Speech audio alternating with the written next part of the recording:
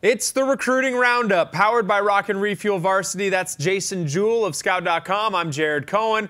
Let's get into it, Jason, with the commitment off the top. How about Thane Jackson over at Gilbert, the big offensive lineman? He's headed to the next level. Yeah, big is right. 6'6" and 275 pounds. Made his verbal commitment to Montana. Also had offers from Missouri State and Weber State. Guy that I really like, 6'6", 275. Like I mentioned, Montana likes those big offensive linemen. That's how they've done a good job in the trenches and winning up there in Montana. Third commitment out of the state of Arizona for the Grizz, with Xavier James from Verrado committing and Dylan Eckmeyer from South Point. And for the second consecutive year, an offensive tackle from Gilbert headed to the next level. Remember, Stephen Miller went to ASU last year. But more offensive line news, Dustin Woodard. So Mike Norvell leaves ASU to Memphis. Could there be a pipeline starting to be created with Arizona players going to Memphis? Well, I think there is. Obviously, you're going to recruit where your ties are at, and Norvell, being here for the last couple of years, has established some ties in Arizona. So I think there'll be a couple kids, here and there. They're going to find the right kids to go out there and try to get at Memphis. But Woodard is the most recent kid that received an offer.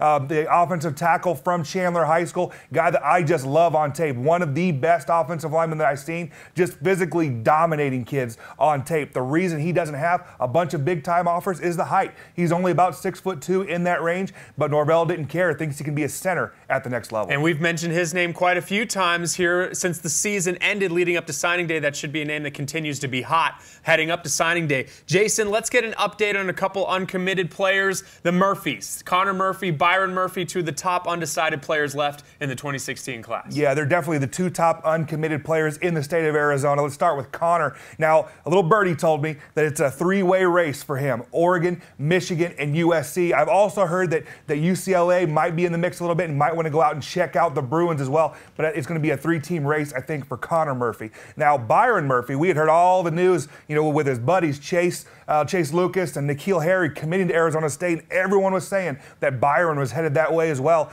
Things have, I've heard they've changed a little bit. I'm hearing UW, Washington, is the school to beat right now. Byron hasn't personally told me that, but one of my sources has said that. And another school in the Pac-12, USC, their new coach, Coach Helton, has scheduled a visit with Murphy as well. And he's going to go out and check them out in January. Interesting stuff. And now, Jason, a lot of local players that went onto the JUCO level are now finding their ways playing Division I. We've talked about a few of them of late. There's a lot more players in the news over the last week. Yeah, our JUCO system in Arizona is very, very talented, just because there's the 3 Division I schools in Arizona, and there's 7 JUCOs. So a lot of the under-recruited players go play, in the talented JUCO level, in this rank, in this conference. But a couple kids, Wesley Payne, one of my favorite players of all time, Mountain Point kid. Mine too, stud. Down at Pima. He just committed to Oregon State, so big commitment there. Then a guy that was in the news a lot coming out of Brophy High School, 4-star quarterback Tyler Brugman. He had been from Washington State to Louisville, now Scottsdale Community College, was recently offered by Montana State.